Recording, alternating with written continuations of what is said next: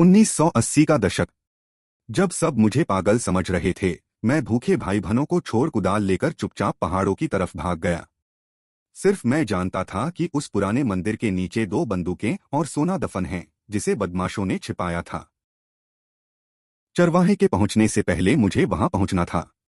शिकार करके ही परिवार का पेट भर सकता था। मैंने मंदिर खोदना शुरू किया। जमीन से राइफल, कारतूस और सोना निकला। बंदूक तानकर मैं घने जंगलों में शिकार की तलाश में निकल पड़ा। झाड़ियों के पीछे एक भारी जंगली सुअर था। मैंने निशाना साधा, गोली चलाई और 200 पाउंड का शिकार ढेर हो गया। लकड़ी के सहारे भारी सुअर को घसीटकर मैं घर पहुंचा। पूरा परिवार हैरान था। मैंने कहा, सब मिलकर इसे साफ करो। बहनें खुशी से उछल पड़ी। मैंने माता पिता को कमरे में ले जाकर बंदूक और सोना दिखाया। पिता बोले, क्या अब यह हमारा है? मैंने हाँ कहा। यह राज सिर्फ हम 3 का था। माँ सोना देखकर मुस्कुराई और उस रात सबने डटकर मांस खाया। अगली सुबह मैं फिर बंदूक लेकर बर्फानी पहाड़ों में गया। रास्ते में एक खरगोश और 2 तीतरों का शिकार किया। तभी एक लोमड़ी तीतर छीनकर भागी। मैंने निशाना साधा और एक ही शॉट में उस लोमड़ी को वहीं ढेर कर दिया। कीमती लोमड़ी की खाल समेटकर मैं आगे बढ़ा। दोपहर बाद शिकारियों की बताई घाटी में मुझे 6-7 बारहसिंगा दिखाई दिए। मैंने घात लगाकर गोलियां चलाईं। 3 बारहसिंगे गिरे, जिनमें से एक जिंदा था। जिंदा शिकार शहर में ज्यादा दाम पर बिकता।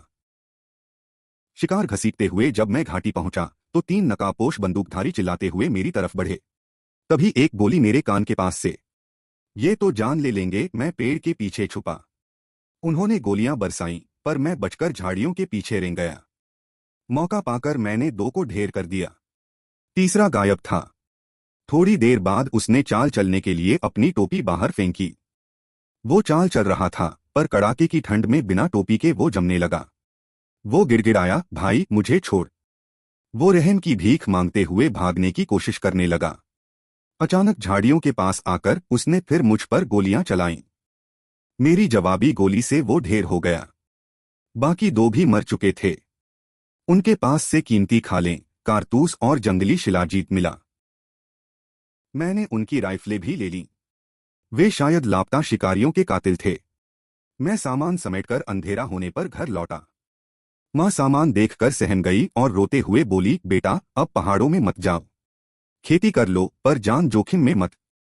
मैंने उन्हें समझाया कि वह बस लुटेरे थे और अब खतरा टल चुका है। काफी मशक्कत के बाद वे शांत हुए। अगले दिन मैं सामान बेचने खच्चर गाड़ी लेकर शहर के बाजार पहुंचा। आवाज लगाकर मैंने ग्राहकों की भीड़ जुटा ली। सारा शिकार 50 रुपए में बिका, जो 1 महीने की तनख्वाह थी। तभी बाजार से निकलते ही मुझे अपनी पुरानी क्लासमेट झाओ जुएलान दिखी। एक औरत जुएलान पर चिल्ला रही थी कि उसे जबरन शादी करनी होगी। जुएलान रो रही थी, क्योंकि उसका परिवार कर्ज में डूबा था। उन्हें 600 रुपए की सख्त जरूरत थी। मुझे देखकर जुएलान रोते रोते मुस्कुरा दी। उसकी मां भड़ककर बोली, तुम दोनों का क्या चक्कर है? मैंने कहा, आंटी, मर्जी के खिलाफ शादी कराना गैरकानूनी है। यह सुनकर जुएलान की मां की आंखें फटी की फटी रह। वह जमीन पर बैठकर रोने लगी। 600 रुपए कहाँ से लाऊंगी? मैंने जुएलान को देखा और कहा, क्या पैसों की ही बात है? मैंने उसकी मां से कहा, मैं वो 600 रुपए चुका दूंगा। फिर जुएलान से कहा, अपनी मां से कहो कि अब परेशान न हो। तुम मुझसे शादी करोगी? मैंने उसकी मां से कहा कि पहले सरकारी दुकान चलकर खालें बेचते हैं, फिर कर्ज चुकाएंगे। वे दोनों मेरी गाड़ी में बैठ गईं। दुकान के काउंटर पर जब मैंने कीमती खालें रखीं, तो वहां मौजूद हर शख्स बाघ और साबल की खाल के कुल 2000 रुपए मिले। बाहर आकर मैंने देखा कि जुएलान की मां की नजरें मांस पर थीं।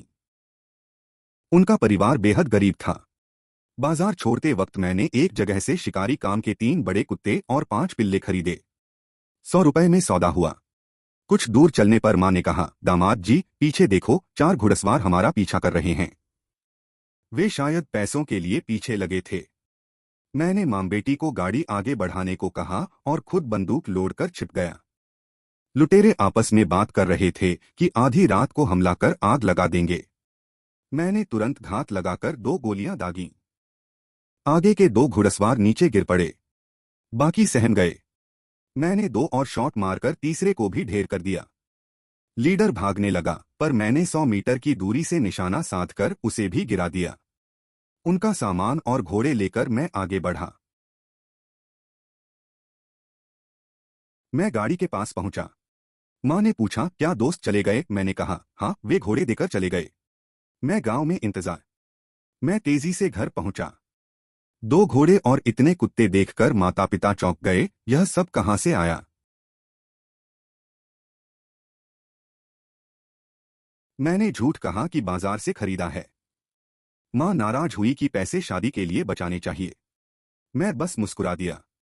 पिता गुस्सा होने वाले थे, पर मैंने उनके हाथ में कीमती सिगरेट का डिब्बा थमा दिया। उनका गुस्सा पल भर में गायब हो गया। मैंने पिता को चुपके से 10 रुपए और दिए। वे मां से छिपकर खुश हो गए। यह नजारा देख मुझे हंसी आ गई। तभी मां ने मेरे हाथ में नोटों की गड्डी देख ली और झपट पड़ी, क्या सच में वो सामान इतने में? मैंने मां को जुएलान के बारे में बताया कि वह गांव के बाहर खड़ी है। मां चौंक कर बोली, तूने खुद बहू? मां खुशी से चिल्लाई, अरे सुन रहे हो, हमारे बेटे को दुल्हन मिल गई। पिता भी खुशी से झूम उठे। पिता ने जश्न में मांस बनाने को कहा। मैं तुरंत बाहर गया और मां बेटी को लेकर उनके घर की तरफ रवाना हुआ। जुएलान का परिवार हमसे भी ज्यादा गरीब था। उसका पूरा परिवार बाहर आया। मैंने मुस्कुराकर सबका अभिवादन किया।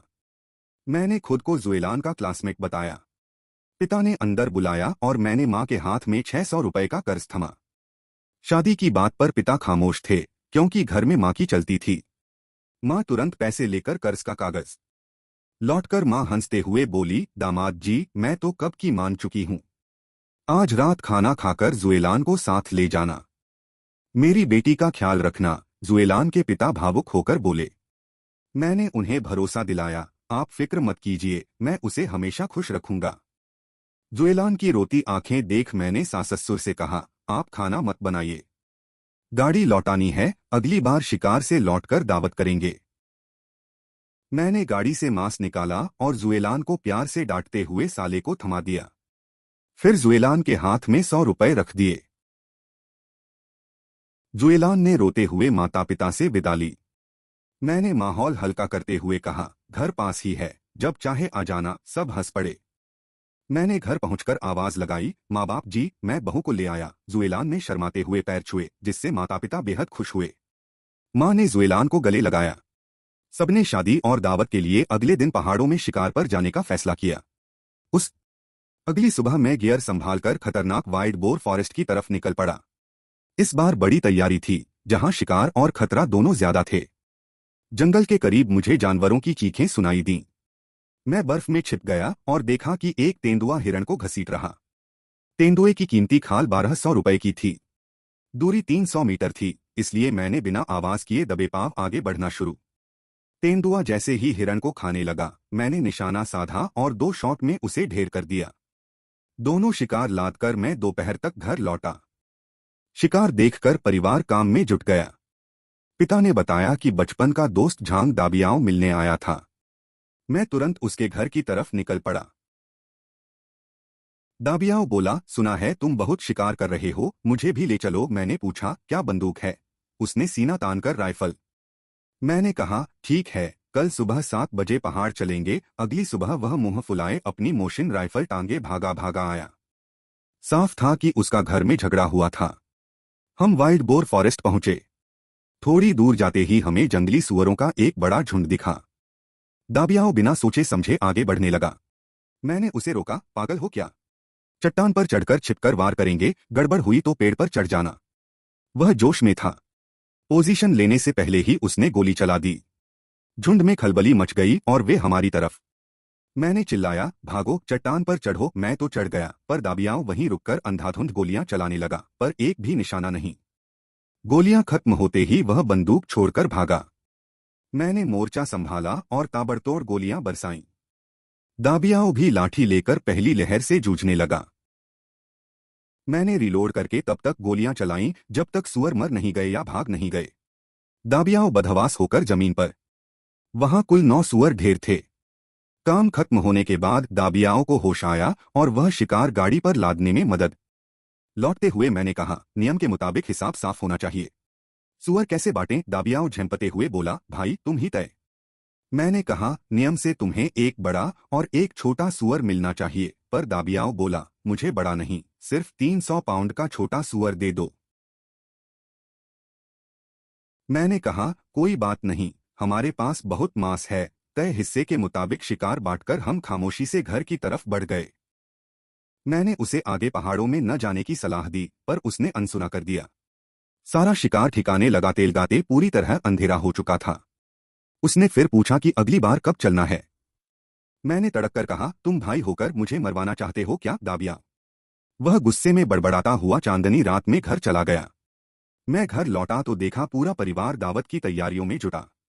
माँ ने कहा कि एक बड़ा सुअर जुएलान के मायके भेजेंगे। यह सुनकर जुएलान की आंखें भर आईं। आधी रात तक सब काम में व्यस्त रहे। दावत का दिन आया, सारे रिश्तेदार जुटे। माँ ने शानदार दावत दी। खाने के बाद फूफा गो डालिन आंगन में शिकारी कुत्तों को निहार रहे। उन्होंने मुझसे पूछा, ये लाजवाब कुत्ते कहाँ से लाए? मैंने कहानी बताई। उन्होंने बड़े कुत्ते के जख्म देखकर कहा, यह भालू से लड़ा है। फिर दूसरे कुत्ते की गर्दन के निशान देखकर बोले, यह भेड़िए का काटा है। पिल्लों को देखकर उनकी आंखें चमकीं, शानदार, यह भेड़िए के बच्चे जैसा है। मैंने मौका पाकर उनसे शिकार सिखाने की गुजारिश की। उन्होंने हिचकिचाते हुए कहा, कुछ दिनों में बड़ी दावत के लिए शिकार पर चलेंगे, तब देखना। अगली सुबह मैं 2 सुअर लेकर जुएलान के मायके गया। ससुर का परिवार खुश हो गया। दोपहर को साले ने भी साथ चलने की जिद की। दाबियाओं के हादसे के बाद मैं हिचकिचाया, पर ससुर और जुएलान के कहने पर कि इससे परिवार को मदद मिलेगी, मैं मान। साला खुशी से उछल पड़ा। मैंने कहा, मेरी हर बात माननी होगी। वह तुरंत तैयार हो गया। मैंने उसे निशाना साधने की। मैंने उसे मोशन राइफल दी और गांव के पास छोटे शिकार पर अभ्यास करने को कहा। वह बेहद उत्साहित था। मैंने उसे बंदूक की। वह बहुत तेज निकला, एक ही बार में सब सीख गया। अगली सुबह मैं अपनी तैयारी पक्की करके सीधे अपने फूफा के घर। हम उनके शिकारी कुत्तों के साथ पहाड़ों की तरफ निकल पड़े। फूफा ने बर्फ पर खरगोश के पैरों के निशान दिखाए और उनका पीछा करने लगे। उन्होंने झाड़ियों के पास एक काला तार का फंदा लगाया और समझाया कि यह चमकता नहीं है, जिससे शिकार आसानी से जाल में फंस जाता है। उन्होंने मुझे पैरों के निशान छिपाना और तरह तरह के फंदे लगाना सिखाया। 1 घंटे बाद हमें बर्फ पर बारहसिंगा के ताजे खून। यह शिकारियों की बुनियादी कला थी। 10 मिनट बाद हमें 200 मीटर दूर एक पेड़ के नीचे 4 बारहसिंगे नजर आए। हमने एक साथ फायर किया और चारों के चारों ढेर हो गए। फूफा हैरान होकर बोले, लड़के, तुम्हारा निशाना तो वाकई लाजवाब है। हमने वहीं छक्कर मांस खाया और आगे बढ़े। कुछ ही दूरी पर हमें जंगली सुअरों के ताजे खुरों के निशान दिखाई दिए। फूफा मुस्कुराए, तुम पैदाइशी शिकारी हो। हम करीब 100 मीटर तक पहुंचे। अचानक एक बड़ा सुअर भागने लगा, पर मैंने उसे वहीं ढे। बाकी 2 सुअर भी हमारे संयुक्त शॉट से गिर गए। फूफा बोले, अद्भुत निशाना। हम सारा शिकार लादकर नीचे उतरने लगे। रास्ते में फंदों से 5 खरगोश और तीतर मिले। नियम के मुताबिक मैंने ज्यादा हिस्सा नहीं लिया और सिर्फ एक छोटा सुअर लेकर घर लौटा। घर पहुंचने पर बहनें दौड़कर गले लग गईं। अच्छा खाना मिलने से उनकी सेहत सुधर रही थी। कुत्ते भी अब परिवार से हिलमिल गए थे। रात को मां ने बताया कि दाबियाओं ने अपनी जिद में एक और शिकारी की जान खतरे में डाल दी थी और गांव में उसका झगड़ा। मैंने राहत की सांस ली कि मैं उसके साथ नहीं था। रात को शिकार के गुर याद करते हुए सोया और अगली सुबह फिर पहाड़ों की तरफ निकल गया। रात के खाने पर मां ने बताया कि दाबियाओं ने अपनी जिद और अंधाधुंध फायरिंग से एक और शिकारी की जान खतरे में डाल दी थी। गांव में उसका बड़ा झगड़ा हुआ था। वहां जमकर मारपीट हुई। मैं समझ गया कि उसकी आदत कभी नहीं बदलेगी। रात को शिकार के गुर याद करते हुए मैं सोया और सुबह फिर पहाड़ों की तरफ निकल गया। फूफा ने बड़े शिकार के लिए मजबूत फंदे निकाले। आगे बढ़ते हुए उन्होंने गंभीरता से कहा, आज हम भालू की मान पर धावा। मैं चौंक गया। घने जंगलों को पार कर हम एक विशाल देवदार के पेड़ के पास पहुंचे, जिसके तने में एक बड़ा खोखला सुराख था। वहां घनी बर्फ जमी थी। फूफा बोले, अंदर दो काले भालू हैं। डर लग रहा है तो वापस चलें। मैंने कहा, अब डर कैसा? वे हंसे। हमने मान का रास्ता रोकने के लिए भारी लकड़ियां और जगाने के लिए डंडे तैयार किए और भागने के रास्ते भी साफ। फूफा ने समझाया कि सही वक्त पर गोली चलाना जरूरी है। जल्दी चलाई तो भालू अंदर गिर जाएगा, देर की तो जान का खतरा होगा। उन्होंने आग सुलगाई। मैंने बंदूक तानी। फूफा ने सुराख में डंडा डालकर पूरी ताकत से हिलाया। अंदर से एक खौफनाक दहाड़ गूंज उठी। फूफा तुरंत पीछे हटे। गुस्से से तमतमाया एक भालू लकड़ियों को तोड़कर बाहर निकलने की कोशिश करने लगा। उसका सिर दिखाई दिया। मैंने सही मौके का इंतजार किया। जैसे ही वह नीचे लपका, मैंने दो गोलियां दागीं। तभी दूसरा भालू भी तेजी से बाहर आ गया। फूफा ने दूर से गोली चलाई, पर वो सीधे मेरी तरफ बढ़ा। मैंने उसके सिर पर दो और गोलियां मारी, तब जाकर मैं हांफते हुए बर्फ पर गिर गया। फूफा ने पास आकर भालू को चेक किया और हंसते हुए बोले, मान गए लड़के तुम। मैंने कहा, मेरी जान निकल गई थी। होश में आने पर फूफा ने कीमती भालू का पित्त निकाला, जो बेहद गुणकारी। दोनों भालू भारी भरकम थे। हमने उन्हें गाड़ी पर लादा और घोड़ों की मदद से वापस लौटने की तैयारी करने लगे। फूफा बोले, आज का शिकार आधा आधा बंटेगा। मैं हैरान था, पर उन्होंने कहा कि मेरा हौसला किसी अनुभवी शिकारी से कम नहीं था।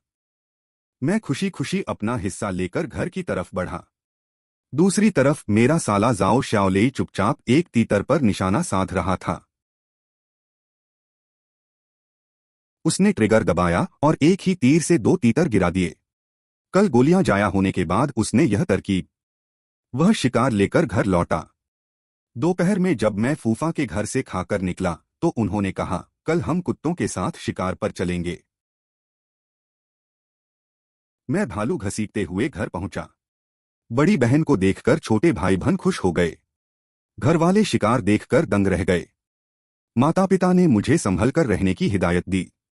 वे भालू को संभालने लगे और मैं अपने तीनों नए शिकारी कुत्तों को सहलाने लगा। अचानक कुत्ते दरवाजे की तरफ गुर्राने लगे। मैंने देखा कि पड़ोस में रहने वाली बेसहारा विधवा झोक याओलुन अपनी बेटी के साथ खड़ी थी। मैंने मुस्कुराकर उसका स्वागत किया। वह थोड़ी झेंप रही थी और बोली, मैंने तुम्हें बड़ा शिकार लाते देखा था। मैं समझ गया कि वह मांस मांगने आई है। मैंने कहा, अंदर आओ, माँ अभी मांस काट देगी, पर उसने भालू का पंजा मांगा। उसने कहा कि उसकी बीमार सास की आखिरी इच्छा भालू का पंजा खाने की है। मैंने गहरी सांस ली और उसे आंगन में बुलाया। मेरी माँ ने भी प्यार से उसका स्वागत किया। मैंने उसकी मांग सबके सामने साफ साफ रख दी ताकि जुएलान को कोई गलतफहमी न हो। जुएलान के इशारे पर माँ ने कहा, हम पड़ोसी हैं, पैसों की क्या बात। उन्होंने उसे भालू का पंजा और ढेर सारा मांस। उसकी आंखों में आंसू आ गए। मैं मांस का बोरा उठाने उसके घर तक गया। वह भी मेरे पीछे पीछे आई। वहां हम मांस रखने लगे। तभी उसने अचानक मुझे गले लगा लिया। मैंने उसे सख्ती से पीछे हटाते हुए कहा, तुम जानती हो मैं कैसा इंसान। मैंने नरमी से कहा, जब तक तुम्हें कोई नया जीवन साथी नहीं मिलता, मैं तुम्हारी मदद करता रहूंगा। फिर मैं घबराया हुआ घर लौटा। घर पहुंचते ही जुएलान ने कड़क कर कपड़ों की खुशबू और बालों के बारे में पूछा। मैंने बिना छुपाए उसे पूरी सच्चाई बता दी। जुएलान ने गुस्से में मेरे सारे पैसे और टिकट अपने पास रख लिए और कहा, अब से तुम उससे सीधे नहीं मिलोगे। मैं खुश हो गया। अगले दिन मैं फूफा के चारों शिकारी कुत्तों को लेकर पहाड़ों की तरफ निकल पड़ा। असली शिकार शुरू होने वाला था। तभी लीडर कुत्ते ने हवा सूंघी और भौंकते हुए आगे भागा। बाकी कुत्ते भी चिल्लाते हुए उसके पीछे लग गए। हम भी दौड़ पड़े। कुत्तों ने एक भारी जंगली सूअर को घेर रखा था। वे करीब 20 मिनट तक उस शिकार को एक ही जगह पर रोके रहे। फूफा ने निशाना साधा और सूअर को एक ही शॉट में ढेर कर दिया। इनाम के तौर पर उन्होंने कुत्तों को मांस का हिस्सा खिलाया। उन्होंने बताया कि वफादारी बनाए रखने के लिए लीडर कुत्ते को सबसे पहले खिलाना जरूरी है। मैंने पूछा कि उन्हें पूरा खाना। फूफा बोले, शिकार पर कुत्तों को आधा पेट ही रखना चाहिए, वरना वे सुस्त हो जाएंगे। तभी कुत्ते अचानक एक झाड़ी की तरफ देखकर गुर्राए। वहां बिल्ली से कहीं बड़ा एक खतरनाक जंगली जीव था, जिसे स्थानीय लोग शेरी कहते थे। उसने कुत्तों पर हमला बोल दिया। शेरी ने छलांग लगाकर एक कुत्ते को लहूलुहान कर दिया और पेड़ पर चढ़ गया। हम बंदूकें तानकर उस तरफ भागे। वह पेड़ से सीधे हमारे वफादार सफेद कुत्ते पर झपटा। दोनों में भयंकर लड़ाई होने लगी। कुत्ता बुरी तरह जख्मी हो गया था। फूफा ने उसे डराने के लिए हवा में फायर किया। वह दूसरे पेड़ पर चढ़ा, तभी मैंने अचूक निशाना साधकर उसे ढेर कर दिया। वह मरकर पेड़ की डालियों में फंस गया था। ठंड के कारण पेड़ पर चढ़ना नामुमकिन था, इसलिए हमें कुल्हाड़ी से पेड़ काटना पड़ा। पेड़ काटते काटते रात हो गई। जब हम दफन किए सूअर के पास पहुंचे तो शिकारी कुत्ते और घोड़े अचानक बुरी तरह बिदकने लगे। चांदनी रात में चमचमाती आंखें दिख रही थीं। भेड़ियों के एक बड़े झुंड ने हमारे शिकार को चारों तरफ से घेर रखा था। फूफा फुसफुसाए, हम घिर चुके हैं, यहां से निकलना मुश्किल है। मैंने कहा, अब सोचने का वक्त नहीं, सीधे गोली चलाओ। उन्होंने हामी भरी। भेड़ियों का झुंड हमारी तरफ बढ़ रहा था। हमने अपनी बंदूकें तानी और सीधे उनकी आंखों पर वार किया। चारों तरफ गोलियों की गूंज उठने लगी। इससे पहले कि हम रीलोड करते, 5 भेड़िए सीधे हमारे ऊपर झपट पड़े। मैंने राइफल छोड़ पिस्तौल निकाली और ताबड़तोड़ गोलियां चलाईं। कुत्तों ने भी फूफा पर हमला करने वाले भेड़िए को दबोच लिया। एक भेड़िए ने मेरी बाह चबा डाली, पर मैंने बिना दर्द की परवाह किए अपनी राइट हैंड गन से उसे वहीं ढेर कर दिया।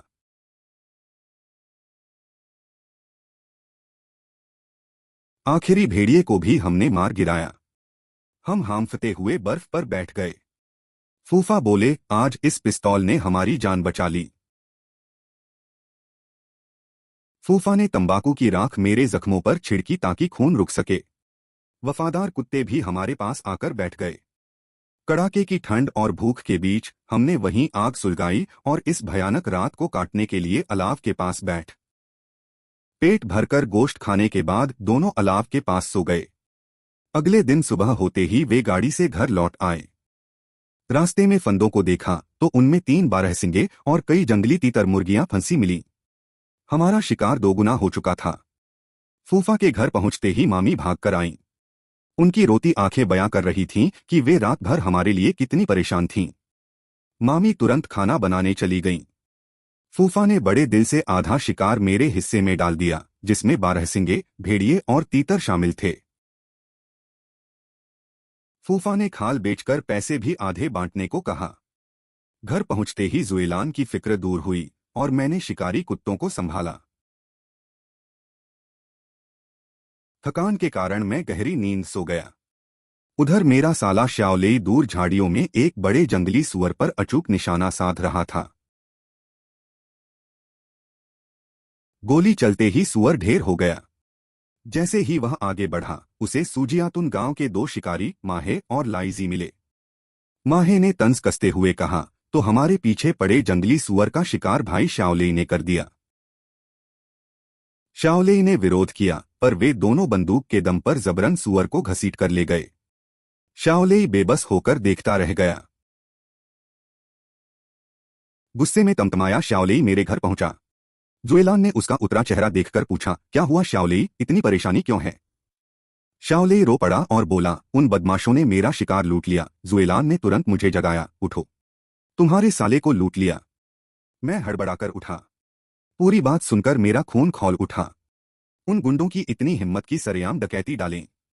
वे कल मेरा शिकार देख चुके थे और घात लगाए बैठे थे। मैंने श्याओलेई से कहा, तुमने उन उचक्कों को खुद मौका दिया। मैंने पिस्तौल संभाली, रास्ते से मजबूत लाठियां काटीं और हम घोड़ों पर सवार होकर उनके गांव सूजियातुन की जुआरी महफिल में जा धमके। दरवाजा खोलते ही अंदर 5 लोग मिले। मैंने मुस्कुराते हुए पूछा, तुम में से मां लाइजी कौन सा सुरमा है? उसने अकड़ दिखाई। मैंने बिना वक्त गवाए लाठी निकाली और सीधे मां जी के जबड़े पर दे मारी। वह खून की उल्टियां करने लगा।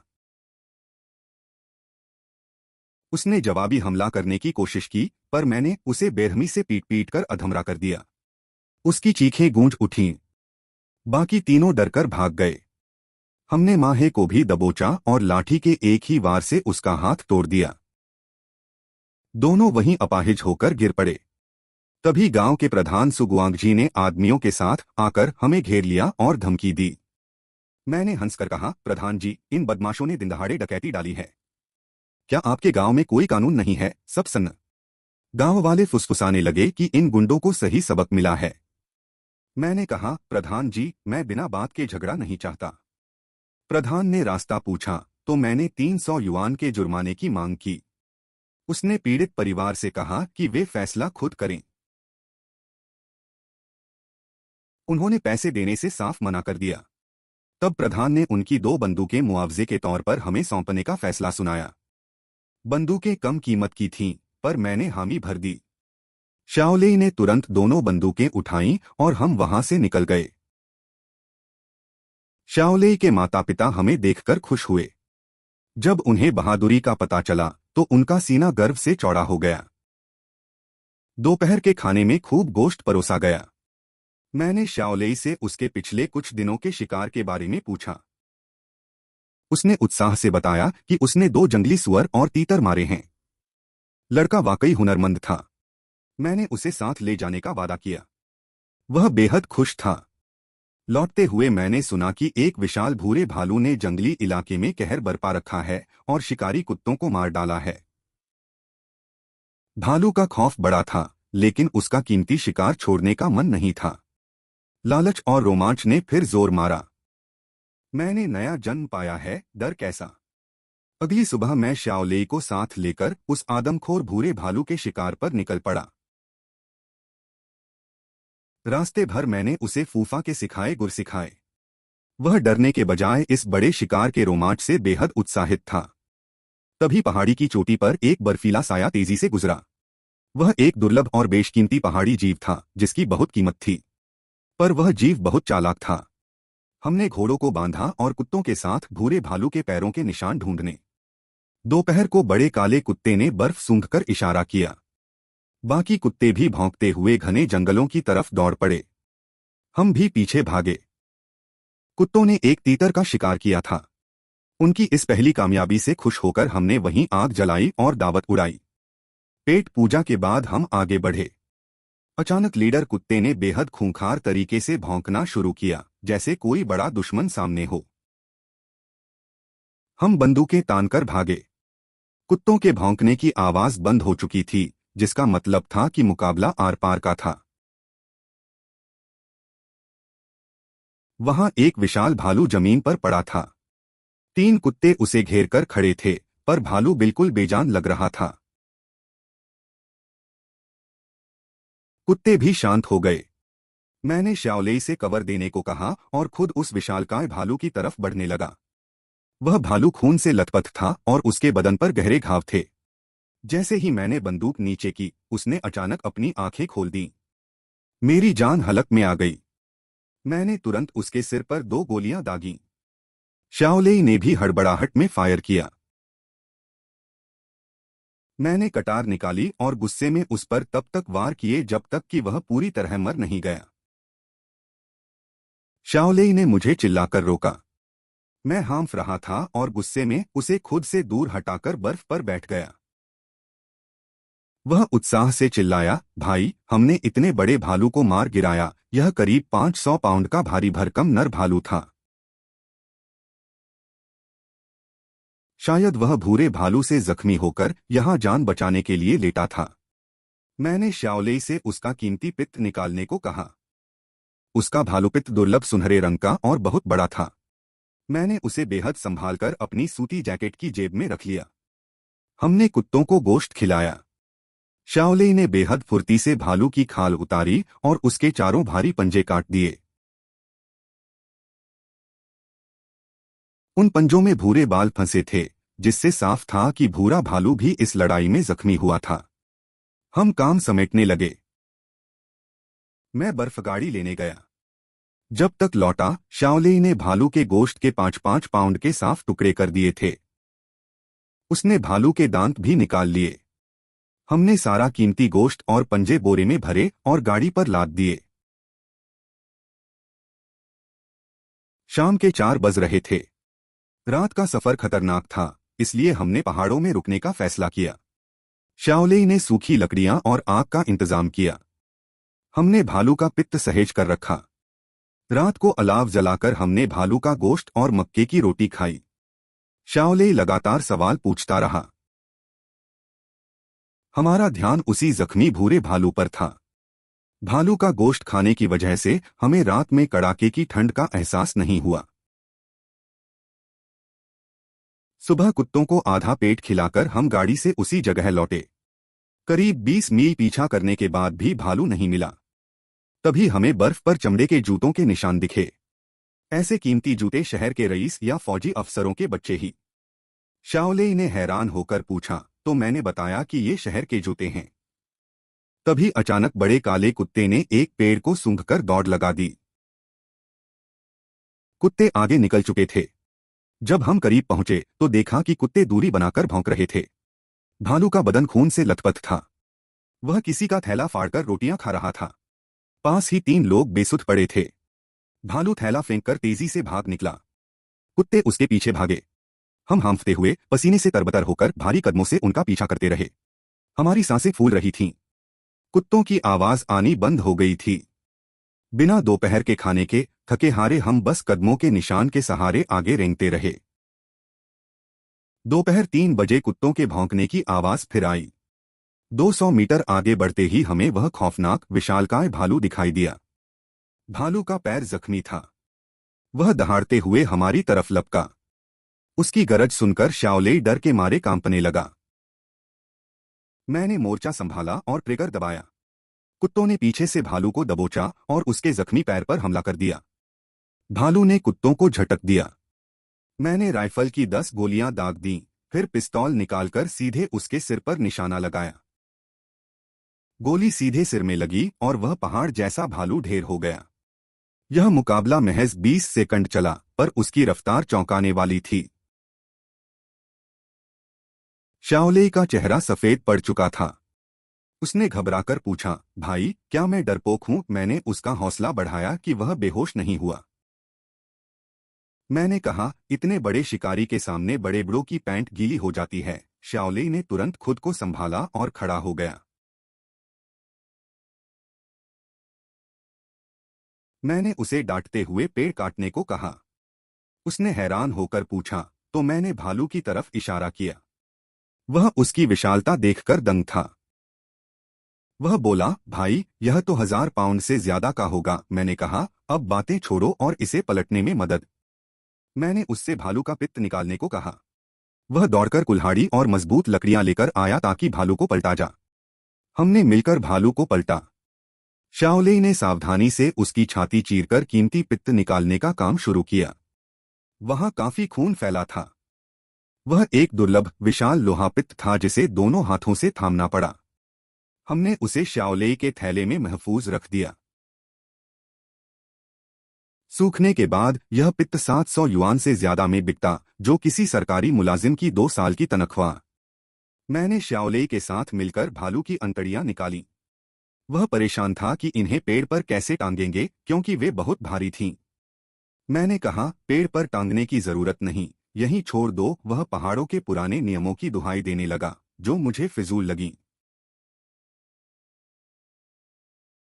मैंने हंसकर कहा, नियम इंसान ही बनाते हैं। वह चुप हो गया और कुत्तों को गोश्त खिलाने लगा। भूखे कुत्ते खाकर वहीं सो गए। मैं बर्फगाड़ी लेने निकला ताकि अंधेरा होने से पहले लौट सकें। सारा सामान लादकर हम चांदनी रात में वापस घर की तरफ चल। रास्ते में हमें एक साया दिखा।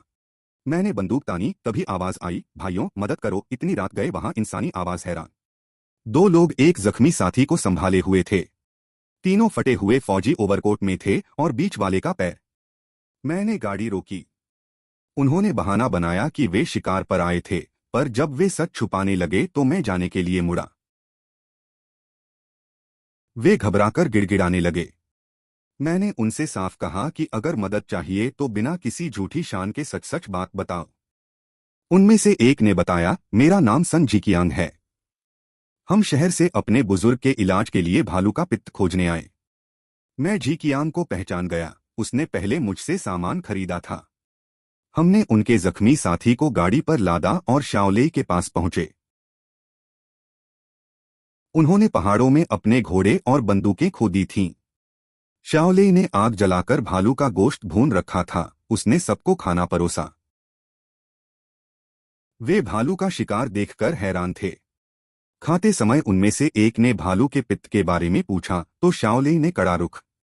उनके साथी ने उसे टोकते हुए कहा कि अजनबियों से ऐसे सवाल नहीं पूछते। वह चुप हो गया। फिर उन्होंने अपनी मजबूरी बताई। उनके परिवार के बड़े बुजुर्ग किसी पुराने जहर के कारण कोमा में थे। हकीम ने कहा था कि सिर्फ कोई दुर्लभ दवा ही। उन्होंने उम्मीद से पूछा, अगर आपके पास कोई ऐसी कीमती दवा हो तो मैं उसके लिए 3,000 युआन देने को। शाओलेई ने मेरी तरफ देखा। मैंने चेहरा शांत रखा और कहा, ठीक है, मैं जल्द ही शहर आकर तुमसे मिलूंगा। जीकियांग खुश हो गया और उसने मुझे सरकारी दफ्तर के पते पर आने को कहा। हमने एक दूसरे को अपना परिचय दिया। बातचीत के बाद सब भालू की खाल पर सो गए। भालू के दांत निकाल लिए गए थे और अलाव को महफूज कर। अगली सुबह वे ठंड से कांप रहे थे क्योंकि उनके कोट फटे हुए थे। जख्मी साथी की हालत भी ठीक नहीं थी। वे थोड़ा गोश्त खाकर चलने को राजी हुए। उनकी बंदूकें और घोड़े पहाड़ों में खो चुके थे, जिसकी हमें कोई परवाह नहीं थी। लौटते हुए हमने अपने फंदों से 27 कीमती बर्फीली बिल्लियां बरामद कीं। यह हमारे लिए एक बड़ी कामयाबी थी। इस बार पहाड़ों से हमें सुनहरे और लोहे के पित्तल, कीमती खालें, भारी भरकम गोश्त और ढेर सारी कीमती खालें मिली थीं। काम खत्म कर हम सीधे घर की तरफ बढ़े। रास्ते में शाओलेई ने उनके सामने भालू के शिकार का किस्सा बढ़े। घर पहुंचने पर माँ और जुएलान हमारा इंतजार कर रही थीं। मेहमानों को देखकर वे फौरन अंदर खाना पकाने चली गईं। जब उन्होंने जुएलान को देखा तो पूछा कि वह कौन है। मैंने फख्र से कहा, यह मेरी पत्नी है। उनकी आंखों में निराशा साफ दिखी। सबने भरपेट खाना खाया। वे मेहमान शहर लौटने की जल्दी में थे। हमने उन्हें कुछ गोश्त और खाले दी और गाड़ी तैयार की। हम सब साथ निकले। मैंने उनसे पिस्तौल की गोलियों के बारे में पूछा क्योंकि आम दुकानों पर सिर्फ राइफल के कारतूस मिलते थे। सन जीकियांग हंसा और बोला, गोलियों की फिक्र मत करो, हम देंगे। फिर हम उसके आलीशान घर पहुंचे। वहां सन जीकियांग ने तिजोरी से 300 युआन निकालकर मुझे दिए। बदले में मैंने उसे कीमती भालूपित्त सौंप दिया। वे और पैसे देना चाहते थे, पर मैंने दोस्ती का वास्ता देकर मना कर दिया और सिर्फ गोलियां मांगी। जीकियांग तुरंत अंदर गया और मुझे पिस्तौल और राइफल की 1,000 से ज्यादा गोलियों से भरा बक्सा दे दिया। उसने कहा कि आगे भी गोलियां मिल जाएंगी। मैंने मुस्कुराकर अगली बार साथ शिकार पर चलने का वादा किया। मैं कारतूस लेकर सीधे सरकारी दुकान पहुंचा। वहां मैंने कुछ सामान बेचा और बिना कूपन वाली घड़ियों के बारे में पूछा। दुकानदार ने कोने में पड़ी पुरानी घड़ियां दिखाईं। मैंने 4 घड़ियां और शहर में बिकने वाली 2 कीमती आयातित घड़ियां चुनी। मैंने 3 और घड़ियां लीं। दुकानदार हैरान था।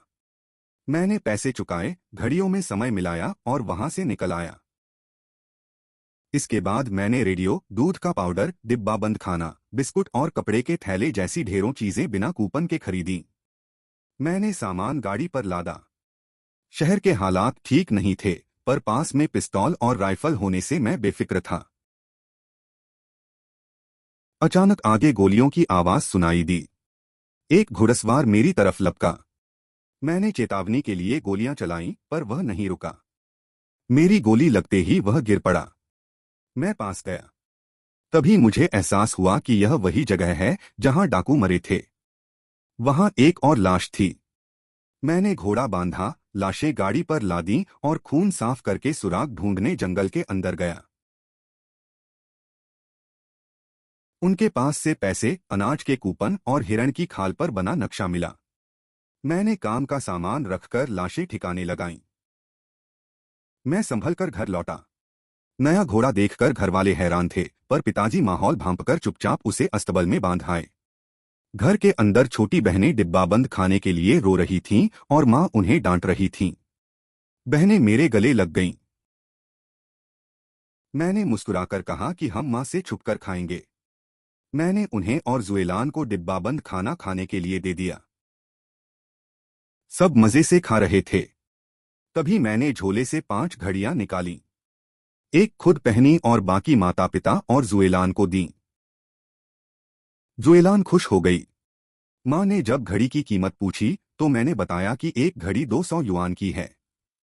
यह सुनते ही माँ भड़क गई। 1000 युआन की घड़ियां, इतनी रकम तो हमारा परिवार 10 साल में भी नहीं जोड़।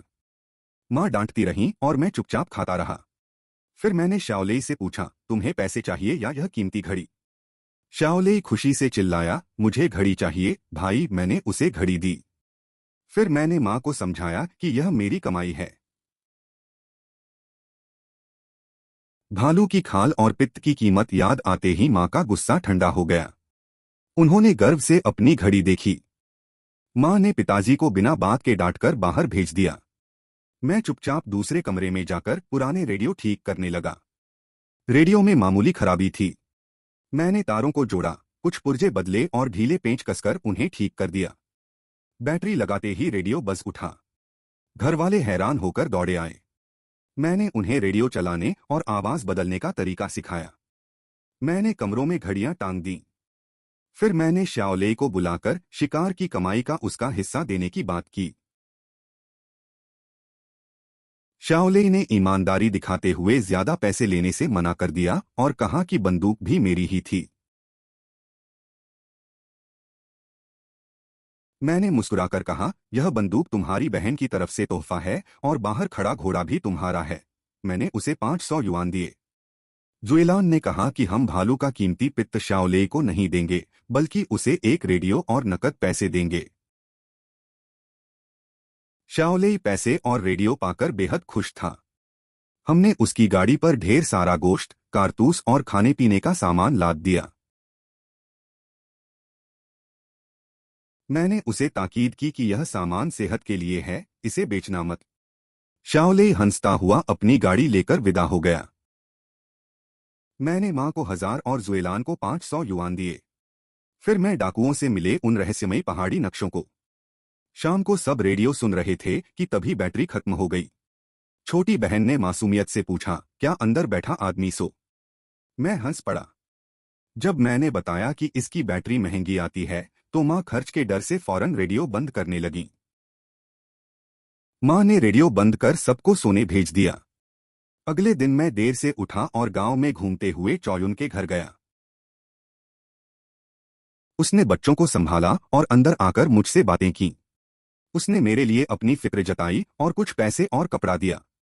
मैं नया घर बनाने के लिए जमीन तलाश रहा था। तभी मुझे अपने घर के पास झरने के किनारे एक पहाड़ी ढलान। जगह अच्छी थी पर वहां काफी झाड़ियां थीं। काम मुश्किल था। तभी गांव की जुड़वा बहनें तियान भी चौयुन के घर पहुंची। बातचीत के दौरान उन्होंने चौयुन से कहा, हम यह गांव छोड़ना चाहती हैं। क्या तुम भी हमारे साथ चलोगी? वे इस पिछड़े इलाके से आजाद होना चाहती थीं। चौयुन शांत रही पर बहनें उसे साथ चलने के लिए मनाने की कोशिश। चौयुन ने अपने बच्चे और सास को छोड़ने से साफ मना कर दिया और पूछा कि रास्ते में खाने पीने और रहने का क्या इंतजाम होगा। उन्होंने कहा कि कोई न कोई रास्ता निकल आएगा।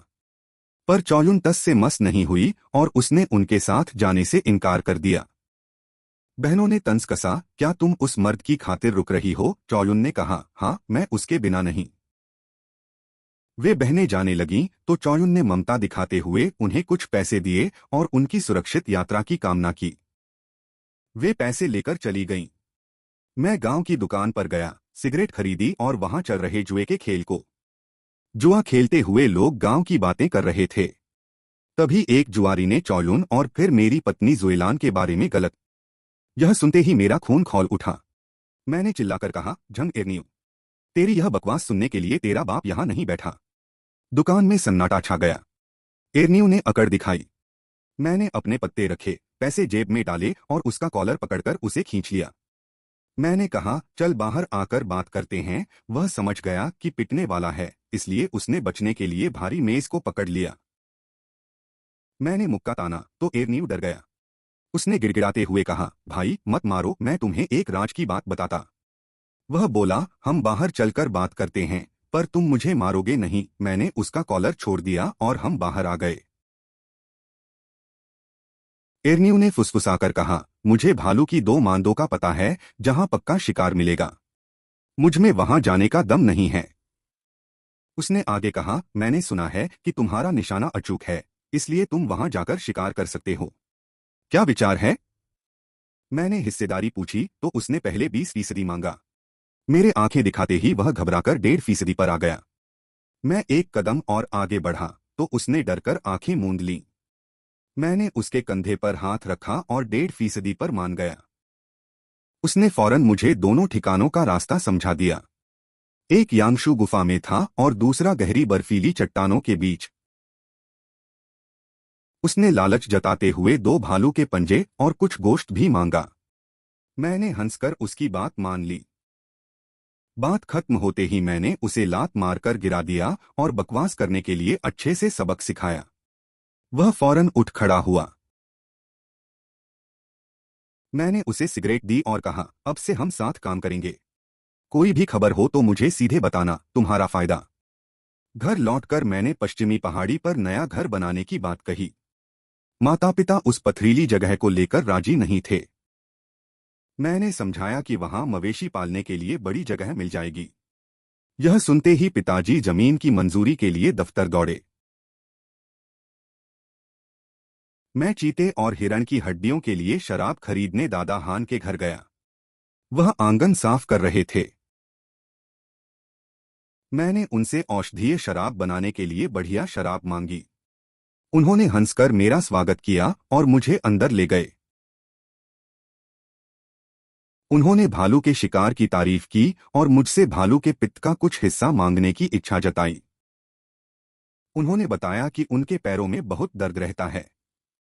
वे इसके बदले मुझे बेशकीमती जंगली जड़ी बूटी का पता देंगे।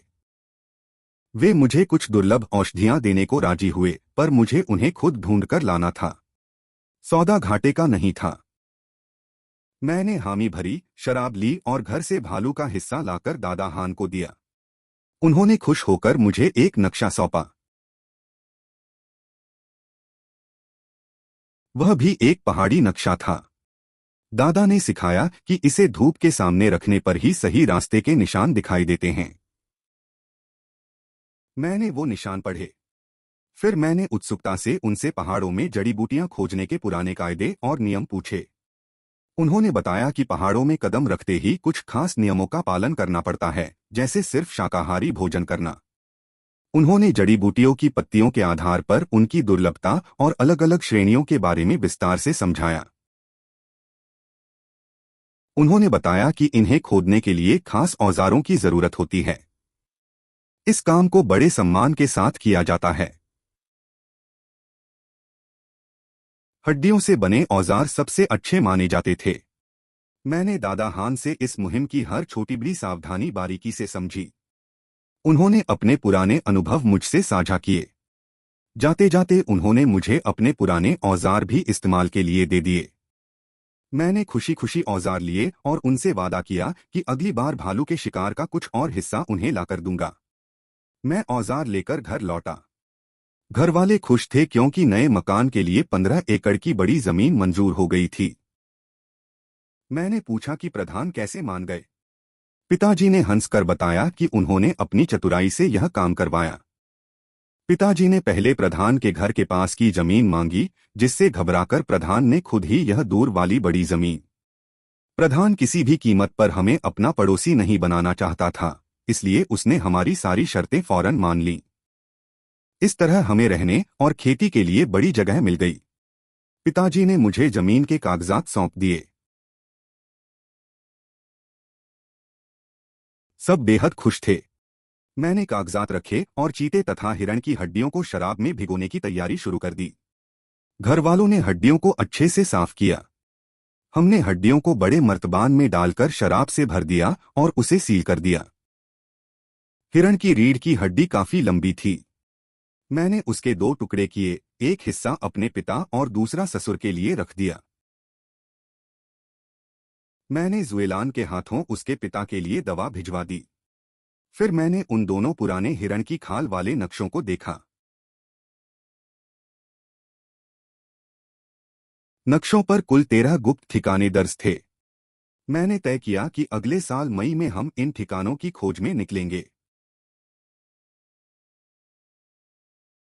इससे हर साल हजारों की तगड़ी कमाई हो सकती थी।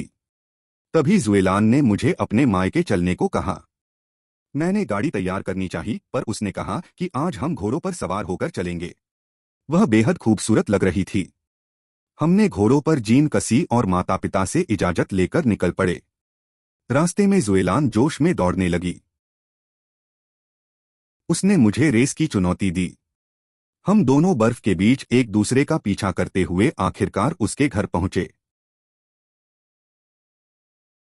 ससुराल वाले हमें देखकर बेहद खुश हुए। जुएलान ने हिरण की हड्डियां अपने पिता को सौंपी और अंदर काम में जुट गई। उसका भाई अपनी मंगेतर से मिलने गया था। ससुर जी ने भी नया घर बनाने के लिए ईंटों का इंतजाम करने को कहा। अगले दिन मैं गांव की दुकान पर गया। मैं वहां ताश खेलने लगा और हु दजुआंग को भालू की मांद की बात बताने का मौका ढूंढने लगा। दजुआंग चालाकी से ताश जीत रहा था। कुछ चालों के बाद वह बाजी जीतने लगा और खेल का रुख उसकी तरफ मुड़ गया। मैंने उसकी चाल भांपकर छोटा दाव लगाया। मेरी चाल देखकर बाकी खिलाड़ी हट गए। अब सिर्फ मेरे और दजुआंग के बीच मुकाबला था। अगली बाजी में मैंने अपनी चालें छिपाईं। दजुआंग लगातार जीत से जोश में था और बड़े दाव लगा रहा था। 10वीं बाजी में दजुआंग ने सारा पैसा मेज पर लगा दिया। उसने उधार लेकर भी दाव खेलने की कोशिश की। मैंने जानबूझकर उसे उलझाया। उसे लगा कि वह जीत रहा है और वह पैसे समेटने के लिए आगे बढ़ा। मैंने मुस्कुराकर अपने पत्ते खोले। वह हैरान रह गया क्योंकि वह खेल हार चुका था। मैं खुशी से चिल्लाया, मैं जीत गया। सब सन्न थे। अब मैं एर्नियो की बताई मांद का राज खोलने वाला था। दजुआंग जीत की बात बड़बड़ा रहा था, पर अचानक उसका चेहरा उतर गया। गुस्सा गायब हो गया और वह कुछ सोचते हुए मेज से उठ गया। दजुआंग को एर्नियो के घर जाते देख मैं मुस्कुराया। घर लौटकर मैंने कल पहाड़ चलने की तैयारी की और नक्शा देखकर खुश होता रहा। अगली सुबह मैं कुत्तों और साजो सामान के साथ साले को लेने निकला। वह शिकार के कपड़ों में पहाड़ की तरफ ही जा रहा। मैंने आवाज दी तो शाओलेई मुस्कुराया। जीजाजी, मैं तीतर का शिकार करने जा रहा था। मैंने कहा, अब सीधे मेरे साथ। वह तुरंत राजी हो गया और घर से खाने के लिए चावल के केक ले आया। उसने कहा कि पहाड़ में इन्हें। हम गाड़ी लेकर सीधे दूर वाले ठिकाने की तरफ बढ़ गए। दजुआंग पक्का दूसरे ठिकाने गया होगा। उसके लालच से मेरा कोई वास्ता नहीं था। रास्ते में हमने पुराने जाल समेटे और नए जाल बिछाए।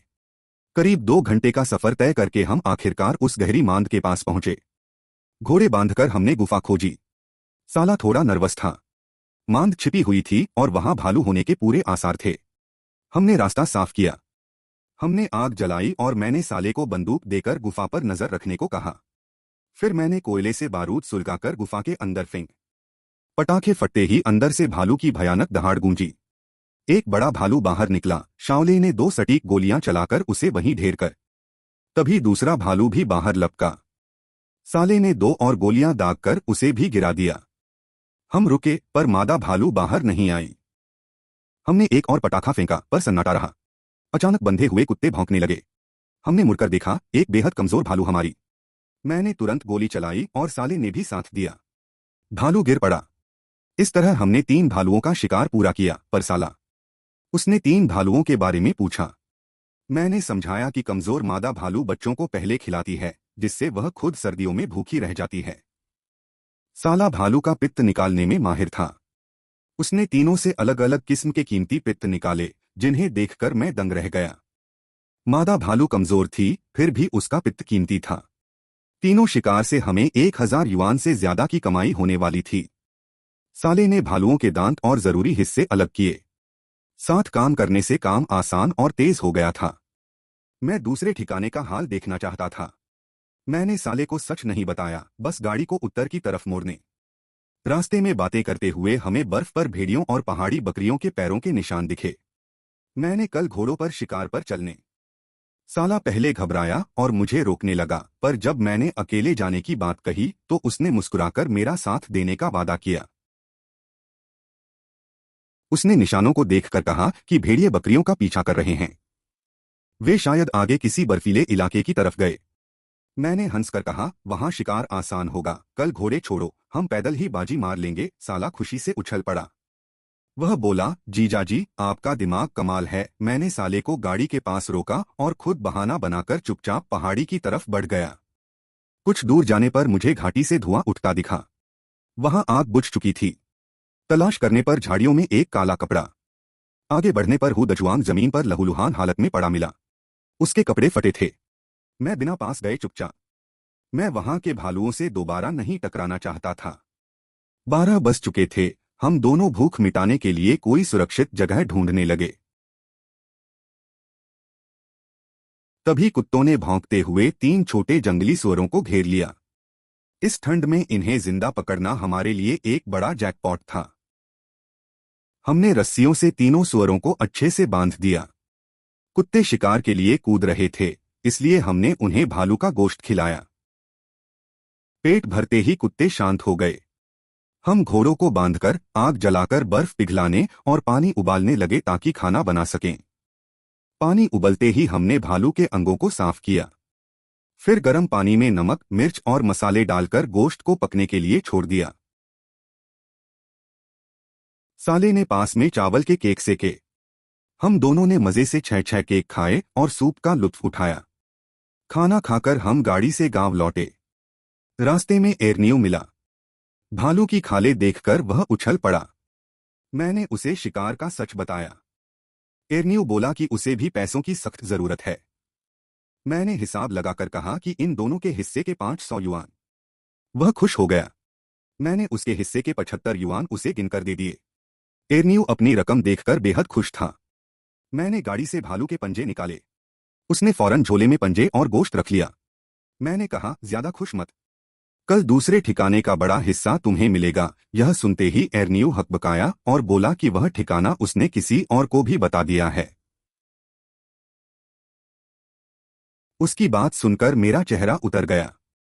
मैं घोड़े लेकर सीधे घर आ गया। घरवाले शिकार देखकर खुशी से झूम उठे।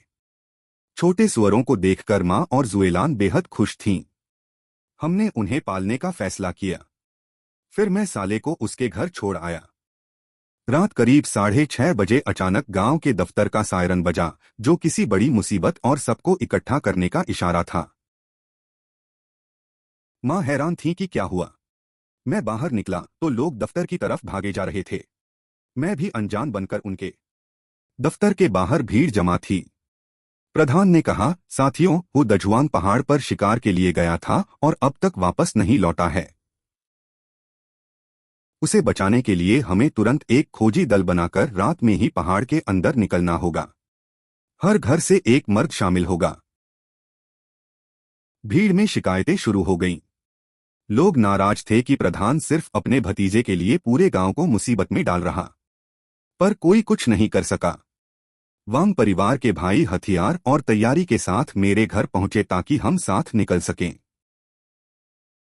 चारों भाई लाठी और बंदूक के साथ तैयार थे। मैंने पूछा कि बंदूक चलानी किसे आती है, तो दूसरे भाई ने हामी भरी। मैंने उसे कारतूस दिए। हम सब हंसी मजाक करते हुए खोजी दल के साथ रात के अंधेरे में पहाड़ों की तरफ बढ़ गए। 3 घंटे बाद हम ठिकाने पर पहुंचे। चारों तरफ मशालें थीं और लोग चिल्ला रहे थे। हमें रास्ते में कुछ जंगली पक्षी भी मिले। 1 घंटे बाद किसी को दजुआंग झाड़ियों में बेहोश मिला। उसके पैर जम चुके थे। लोगों ने स्ट्रेचर बनाकर उसे उठाया।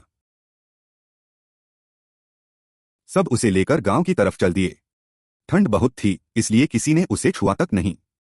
प्रधान का परिवार स्ट्रेचर उठा रहा। रात 2:30 बजे हम गांव लौटे।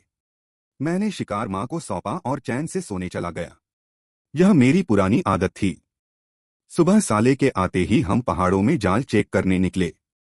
हमने कुल 130 जाल बिछाए थे, जिनमें 36 कीमती खरगोश सही सलामत हाथ लगे। फिर हम कल दिखे पहाड़ी बकरियों के खुरों के निशानों का पीछा करने लगे। झाड़ियों के कारण गाड़ी ले जाना बहुत मुश्किल हो रहा था। झाड़ियों के संकरे रास्तों से निकलने के बाद अचानक पैरों के निशान गायब हो गए, जिससे हम दोनों परेशान हो गए। पर आगे बढ़ते ही निशान फिर मिल गए। बकरियां ऊपर चढ़ी थीं। बर्फ पर भेड़ियों और भालू के निशान देखकर मेरी चिंता बढ़ गई।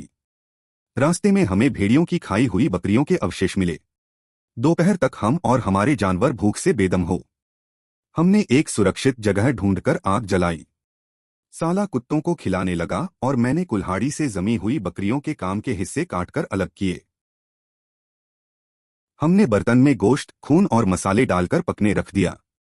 साला कबाब भूनने की जिद करने लगा तो मैंने उसे डांटा। साला आज रात पहाड़ में ही रुकने के लिए बेहद उत्साहित था। उसे लग रहा था कि इस कड़ाके की ठंड में हम सूखी रोटियां चबा रहे थे कि मुझे गाड़ी में रखी शराब याद आई। मैंने बोतल निकाली और ठंड भगाने के लिए मैंने साले को भी शराब दी। कड़क देसी शराब का घूंट गले से नीचे उतरते ही उसकी आंखों में चमक आ गई। इस हाड़ कंपाने वाली ठंड में शराब की उन 2 घूंटों ने हमारी थकान और भूख को पल भर में गायब कर। मैंने बोतल वापस रख ली ताकि नशा न हो। हम आग के पास बैठकर गोश्त पकने का इंतजार करने लगे। कुत्ते भी शांत बैठ चुके थे। गोश्त पकने पर हमने सूप निकाला। उसका स्वाद लाजवाब था। जंगली सुअर या भालू के गोश्त से यह कहीं ज्यादा स्वादिष्ट था। कुत्तों और घोड़ों को खिलाकर हम वापस गाड़ी पर निकले। दोपहर 3 बजे सूरज ढलते ही अचानक हमारे कुत्ते बुरी तरह भौंकने लगे। हम बंदूकें तानकर घोड़ों के साथ धीरे धीरे आगे बढ़े। करीब 10 मील चलने के बाद भी कुत्तों का भौंकना बंद नहीं। घोड़े भी बेचैन थे। जब हमने आगे देखा तो दंग रह गए। एक बड़े बर्फीले गड्ढे में 100 से ज्यादा पहाड़ी बकरियां फंसी हुई थीं। वहां ढेर सारे भेड़िए बकरियों को नोच रहे थे। हम गांव से बहुत दूर ऐसे इलाके में थे जहां शिकारी कभी। साला यह नजारा देखकर स्तब्ध था। भेड़िए पेट भरे होने के कारण हम पर हमला नहीं कर रहे थे, पर रात भर सतर्क रहना जरूरी था। मैंने कहा कि इन भेड़ियों का झुंड बहुत शातिर है। ये बकरियों को फंसाकर धीरे धीरे खाते हैं। इनका लीडर बहुत चालाक होता है। फिर मैंने साले को गोडालिन के साथ पुराने पहाड़ों में भेड़ियों के शिकार का एक पुराना किस्सा सुनाया। वह हैरान था। मैंने कहा, चिल्लाना बंद करो और सूखी लकड़ियां चुनो। हम पास की गुफा में रात गुजारेंगे। वह कुल्हाड़ी उठाने लगा। लकड़ियां इकट्ठा कर हम अंधेरा होते ही गुफा पहुंचे। हमने मुहाने पर आग जलाई, घोड़ों को चारा दिया और गोश्त पकाने लगे। गुफा के अंदर पुरानी घास और सूखी लकड़ियां थीं। हमने थोड़ी शराब पी, पर होश में रहने के लिए ज्यादा नहीं ली। कुत्ते बीच बीच में सचेत कर रहे थे। हम दोनों बारी बारी से आग का पहरा देते रहे और रात खैरियत से गुजर गई। अगली सुबह धूप निकलते ही हम आगे बढ़े। दूर से हमने देखा कि एक बड़ा भालू गड्ढे के पास भेड़ियों से लड़। साला उत्साहित होकर बोला, जीजाजी, आज तो कमाल का शिकार हाथ लगेगा। भालू बकरियों को खाने में मस्त था और भेड़ियों को खदेड़ रहा था। तभी कुछ भेड़िए पीछे हटे और एक दूसरा फुर्तीला शिकारी जानवर वहां लपका। साले ने पूछा कि क्या वह तेंदुए का बच्चा है। वह जानवर भूखा था। तभी बाकी भेड़ियों ने उसे घेर लिया। उसने बकरी छोड़ी और भेड़ियों पर टूट पड़ा। भेड़ियों के काटने पर वह पेड़ पर चढ़ गया। तभी वहां 20 से ज्यादा खूंखार जंगली नेवले आ धमके और बकरियों पर टूट पड़े। भेड़िए उनसे भी भिड़ गए। नेवले बहुत फुर्तीले थे और उन्होंने भेड़ियों को घायल कर दिया। तभी जंगली कुत्तों का झुंड भी। जंगल से भेड़ियों का मुख्य लीडर भी आ गया और भीषण जंग छिड़ गई। भालू, भेड़िए और जंगली कुत्ते सब आपस में कट। हम दोनों अवाक खड़े थे। जानवरों के बीच ऐसी खूनी लड़ाई हमने जिंदगी में कभी नहीं देखी थी। यह नजारा रोंगटे जंग और हिंसक हो गई। सब अपनी टोली के लिए जान दे रहे थे। सिर्फ भालू बेफिक्र होकर बकरियों को चबाने में लगा था। साला धीरे से बोला, जीजाजी, यहाँ इतना शिकार है कि हम सब उठा भी नहीं पाएंगे। मैंने कहा, हम कल दोबारा आ सकते हैं। 20 मिनट में लड़ाई थम गई। कुछ ही भेड़िए और जंगली कुत्ते बचे थे जो आमने सामने थे। भालू अब भी गोश्त खा रहा। तेंदुए का बच्चा पेड़ पर छिपा था। साले ने पूछा, ये सब लड़ क्यों रहे थे। मैंने कहा, चलो मुख्य चोटी। साला जोश में आ गया। हम कुत्तों को पीछे छोड़कर बिना आवाज किए दबे पांव चोटी की तरफ बढ़ने लगे। 10 मिनट बाद हम 300 मीटर की दूरी पर रुके। साले ने फुसफुसाकर पेड़ पर छिपे तेंदुए के बच्चे की तरफ। वह भेड़ियों को घूर रहा था और हवा का रुख हमारे पक्ष में होने से उसे हमारी गंध नहीं मिली। मैंने कहा, 3 गिनते ही गोली। हमारी गोलियां चलते ही तेंदुए का बच्चा पेड़ से नीचे गिरा। धमाका सुनकर भालू, भेड़िए और बाकी जानवर दुम दबाकर भाग खड़े। हम भागते हुए गड्ढे की तरफ लपके। साला बंदूक लोड कर रहा था। हमने भागते भालू पर भी पीछे से अंधाधुंध फायर किए। साले को लगा कि गोलियां भालू को लगी पर वह मरा नहीं। मैंने मैदान में मरे पड़े जानवरों की तरफ कदम बढ़ाए। मैंने उसे तेंदुए के बच्चे को लाने भेजा। फिर मैंने तसल्ली के लिए तड़पते भेड़ियों और जंगली कुत्तों पर पिस्तौल से गोलियां दागीं। साला तेंदुए के बच्चे को उठाकर मेरे पास आया। मैंने उससे उसकी खाल निकालने को कहा। वह उसकी नर्म फर देखकर मैंने मरे जानवरों को समेटा। भेड़ियों और जंगली कुत्तों की खालें कीमती थीं। गड्ढे में 100 से ज्यादा बकरियां अब भी सलामत थीं। कुल 36 भेड़िए और कई जंगली कुत्ते ढेर हुए थे। मैंने साले को अपनी पिस्तौल दी और गाड़ी लेकर आने को कहा। हम गाड़ियों के पास पहुंचे। भेड़िए की गंध से घोड़ा भड़कने लगा तो मैंने उसे निडर बनाने के लिए गोश्त का टुकड़ा खिलाया। गोश्त खाते ही घोड़े का डर कम हो गया और वह शांत हो गया। हमने गाड़ियों को अच्छे से बांधा। साला खाले निकाल चुका था। मैंने गड्ढे से 24 जिंदा बकरियां पकड़ी। साले ने भी भेड़ियों की अच्छी खालें निकालकर गाड़ी पर लाद दी। हमने गाड़ियों पर नीचे मरे जानवर और ऊपर जिंदा बकरियां रखीं। 6 घंटे के सफर के बाद दोपहर 3 बजे हम गाड़ी भरकर बकरियां देखकर मां हैरान रह गईं। मैंने उन्हें बताया कि ये पहाड़ी बकरियां हैं और जुएलान से गर्म पानी करने को कहा। पिताजी ने अचरज से साले से पूरी बात बताने को कहा। मैं घोड़ों और कुत्तों को खाना खिलाने लगा जबकि साला सबको कहानी सुना रहा था। खाना खाते हुए साले ने कहा कि वह जिंदा बकरियां नहीं पाल सकता, इसलिए मैं उन्हें रख लूं और बदले में उसे बस कुछ पैसे दे दूं। मैंने हंसकर कहा, मरी हुई बकरियां भी बहुत हैं, इन्हें बेचकर जो पैसे मिलेंगे मैं तुम्हें दे दूंगा। साले ने मुस्कुराकर कहा कि वह वजन उठाने की जिम्मेदारी लेगा। उसकी समझदारी देखकर सब हंस पड़े और हमने कल फिर पहाड़ जाने का फैसला किया। साला 3 बकरियां लेकर घर चला गया। इतनी सारी बकरियों का गोश्त बेचने की चिंता अब मुझे सताने लगी थी। कड़ाके की ठंड में जमीन पूरी तरह जम चुकी थी, जिससे बकरियों के लिए घेरा बनाने का काम बहुत मुश्किल हो रहा। मैंने मां को अंदर भेजा और पिताजी के साथ मिलकर रात के खाने के लिए एक बकरी का गोश्त पकाने की। हम हाड़ कंपाने वाली ठंड में गड्ढा खोदने में जुटे थे। वहीं अस्पताल में दजुआंग चीखते हुए उठा कि उसका कटा हुआ पैर कहाँ गया। डॉक्टरों ने उसे डांटते हुए शांत रहने को कहा और चेतावनी दी कि दोबारा चिल्लाने पर उसे अस्पताल से बाहर निकाल दिया जाएगा। डॉक्टर के जाते ही दजुआंग की पत्नी ने खिड़की से बाहर देखते हुए बिना किसी हमदर्दी के कहा कि अच्छा हुआ। दजुआंग ने गुस्से में उठने की कोशिश की पर वह जख्मों के दर्द से दोबारा गिर पड़ा और अपनी पत्नी को। इसी समय तियान बहनें बिना टिकट के ट्रेन की सीट के नीचे छिपकर बर्फीले शहर हार्बिन की तरफ सफर कर रही थीं। वहीं सूजियातुन में मेरे हाथों पिटेमा लाइजी भाई टूटे हाथों के साथ बेबसी में सूखी रोटियां चबा रहे थे। वे मुझसे बुरी तरह खौफजदा थे।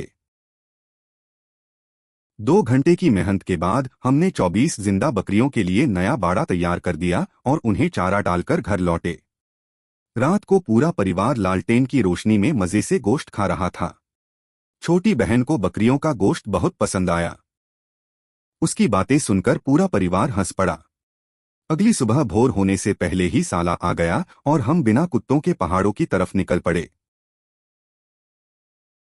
पिताजी बकरियों को खींचने के लिए एक लंबा हुक लाए थे। करीब 3.5 घंटे का सफर तय करके हम उस बर्फीले गड्ढे। पिताजी ने रस्सी बांधी और मुझसे कहा, तुम नीचे जाकर बकरियों को हुक से फंसाओ, हम और शाओले उन्हें ऊपर खींचेंगे। साला नीचे कूदने ही वाला था कि मैंने उसे रोका और खुद बर्फ के गहरे गड्ढे में छलांग लगा दी, जिससे जब मैं चेहरे से बर्फ पोंछते हुए बाहर निकला तो पिताजी मेरी इस लापरवाही पर बेहद नाराज हुए, जबकि साला अपनी हंसी रोकने की कोशिश कर। फिर हम तीनों ने मिलकर तालमेल से काम शुरू किया। मैं नीचे से बकरियां फंसाता और वे दोनों उन्हें ऊपर खींचते। ठंड बहुत ज्यादा थी। दोपहर तक हमने सारी बकरियां निकाल लीं। जब वे मुझे ऊपर खींच रहे थे तभी अचानक हुक से बंधी पतली रस्सी टूट।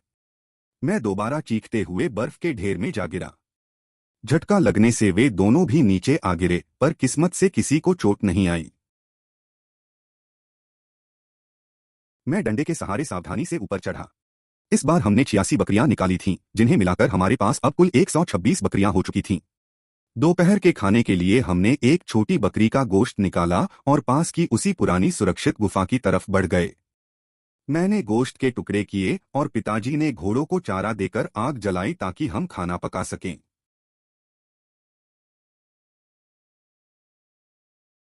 जैसे ही मैंने ठंड भगाने के लिए शराब की बोतल निकाली, पिताजी ने उसे छीन लिया और खुद 2 घूंट पीकर साले को थमा दी। साले ने भी एक बड़ा घूंट लिया और बोतल मुझे बढ़ा दी। शराब पेट में जाते ही हमारे शरीर की पूरी ठंड। गोश्त अच्छे से पक चुका था। हमने रोटियों के साथ छक्कर गरम सूप और स्वादिष्ट मांस का लुत्फ उठाया। शाम 5 बजे अंधेरा होते ही हम घर पहुंचे। साला अपने घोड़े के साथ सीधे अपने घर के लिए रवाना हो गया। बर्फ में रहने के कारण मुझे बहुत ठंड लग रही थी, इसलिए मैंने अपनी खास जड़ी बूटी वाली कड़क शराब पी, जिससे बदन में गर्मी आ गई। अगली सुबह मैंने पहाड़ न जाकर गोश्त बेचने का फैसला किया। मुझे अपने रईस दोस्त सन झीकियांग की याद आई, जिसकी बड़ी। मैं गाड़ी पर 3 बकरियां लादकर सीधे शहर की तरफ निकला। दफ्तर के चौकीदार को मैंने सिगरेट देकर सन झीकियांग के बारे में पूछा। काफी इंतजार के बाद चौकीदार अंदर संदेश देने गया। करीब 25 मिनट बाद सन झीकियांग हंसता हुआ बाहर आया। मैंने उससे इतनी देर लगाने की शिकायत की तो वह मुस्कुराते हुए सफाइयां देने लगा। मैंने कहा कि मैं उसके लिए कुछ।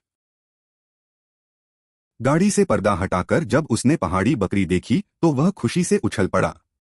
मैंने मजाक में कहा कि दोस्ती में पैसों की क्या बात है।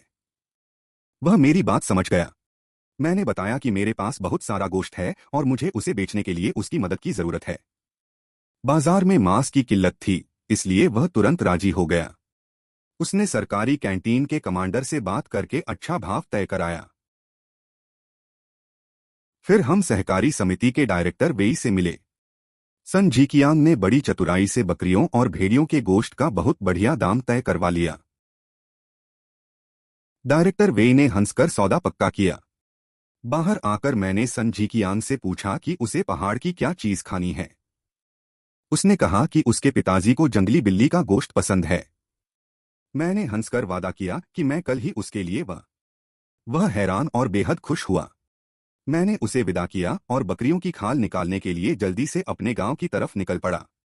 मैंने सन झीकियांग के घर 3 बकरियां पहुंचाईं। फिर उसके कहने पर मैं उसे सरकारी कैंटीन ले गया, जहां डायरेक्टर 10 बकरियां खरीदने को तुरंत राजी हो गया। इसके बाद हम सहकारी समिति के डायरेक्टर वेई से मिले। सन झीकियांग ने हंसकर आने का मकसद बताया तो वेई बोले कि वे बिना खाल और अंगों वाला साफ गोश्त ही लेंगे। मैंने हामी भरी। उन्होंने बकरियों और भेड़ियों का अच्छा दाम तय किया। मैंने खुश होकर उन्हें एक बकरी तोहफे में देनी चाहिए तो उन्होंने मजाकिया अंदाज में मना किया। डायरेक्टर वेई हंसकर बोले, तुम बहुत शातिर खिलाड़ी हो। उन्होंने परसों माल की डिलीवरी लेने का वादा किया और सौदा पक्का हो गया। वहां से निकलकर मैंने सन से पूछा कि उसे पहाड़ की क्या चीज खानी है। उसने कहा कि उसके पिताजी को जंगली बिल्ली का गोश्त पसंद है, क्या वह मिल सकता है। मैं मुस्कुराया, तुमने सही अंदाजा लगाया। मेरे पास है, मैं कल कैंटीन में माल लाते वक्त तुम्हारे लिए भी ले आऊंगा। वह सुनकर दंग रह गया। सन झीकियांग बोला, भाई तुम तो उस्ताद निकले। मैंने उसे गाड़ी पर बैठाया और विदा करके बकरियों की खाल निकालने के लिए जल्दी से गांव की तरफ निकल पड़ा। सन हंसकर विदा हुआ। मैं घर लौट रहा था कि थाने के पास बदमाशों को लड़ते देखा, पर मैं अनदेखा कर निकल गया।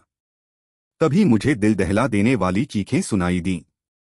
मैंने तुरंत अपनी पिस्तौल निकाली और संभलकर मोड़ की तरफ बढ़ा।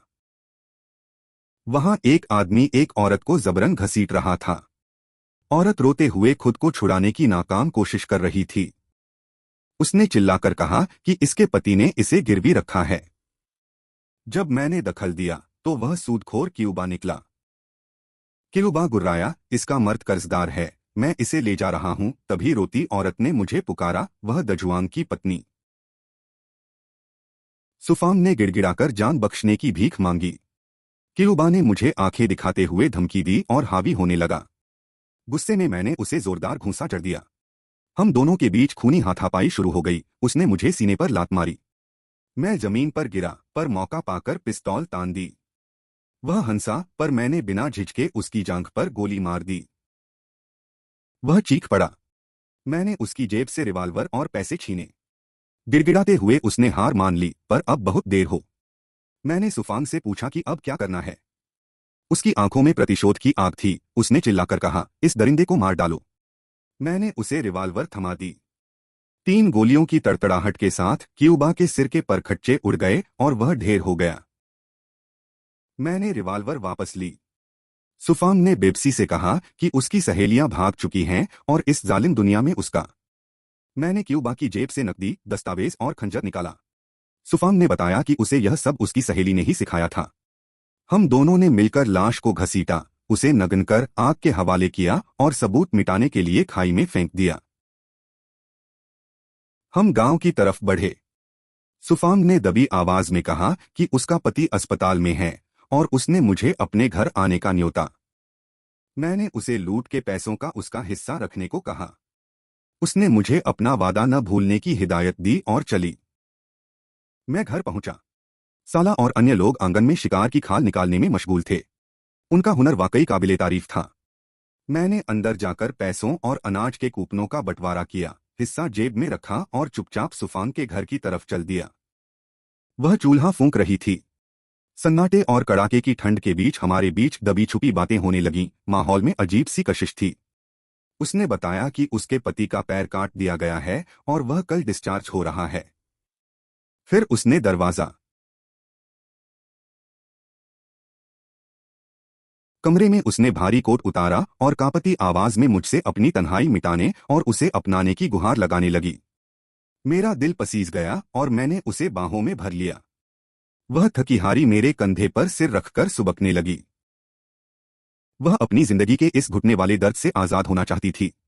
मेरे आगोश में उसे जिंदगी का सबसे बड़ा सुकून महसूस हुआ। उसका चेहरा शर्म से लाल था, पर सारी घबराहट गायब हो चुकी थी। हम एक दूसरे में सिमटकर गहरी नींद में सो गए। उधर अस्पताल में उसका अपाहिज पति दर्द से कराह रहा था और ठंड के मारे कोयला खत्म होने पर चिल्ला रहा था।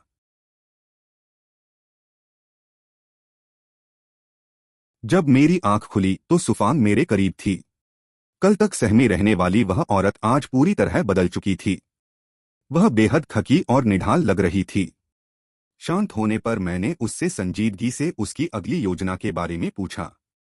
उसने लाड़ से कहा कि मैं थोड़ा नरम दिल बनूं। फिर उसने गंभीर होकर शहर वापस लौटने की अपनी दिली तमन्ना जाहिर की। उसने रोते हुए मुझसे मदद मांगी क्योंकि वहां के अफसर उसे जाने नहीं दे रहे थे। मैंने उसे जल्द ही सब ठीक करने का भरोसा दिया। उसने वादा किया कि वह इस एहसान का बदला चुकाएगी। मैंने मुस्कुराकर उसके पुराने दावों की याद दिलाई, जिससे वह झेंप गई। कपड़े पहनकर मैंने उसे पैसों और कूपनों का हिस्सा सौंप दिया, जिसे पाकर वह बेहद भावुक हो गई।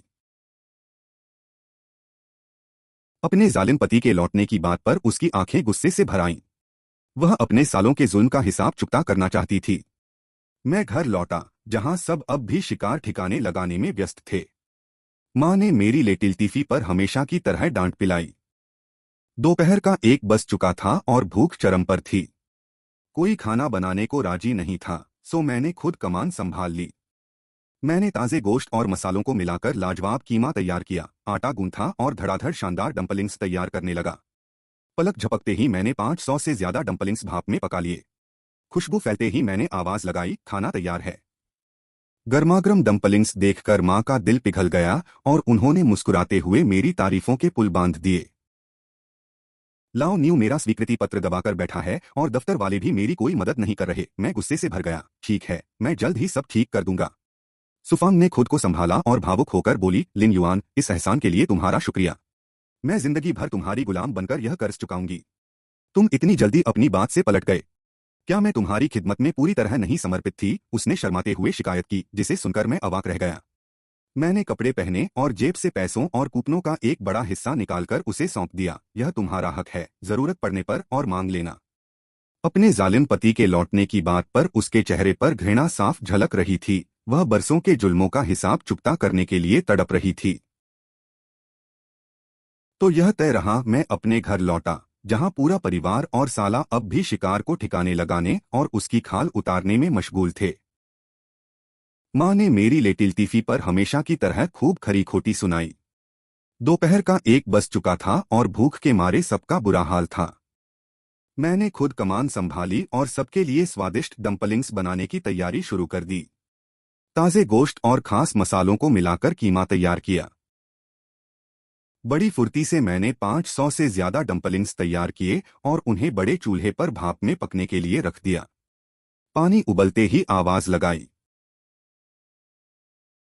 गर्मागर्म डम्पलिंग्स देखकर पूरा परिवार निहाल हो गया और माँ ने मुस्कुराते हुए मेरी इस समझदारी की जमकर तारीफ की।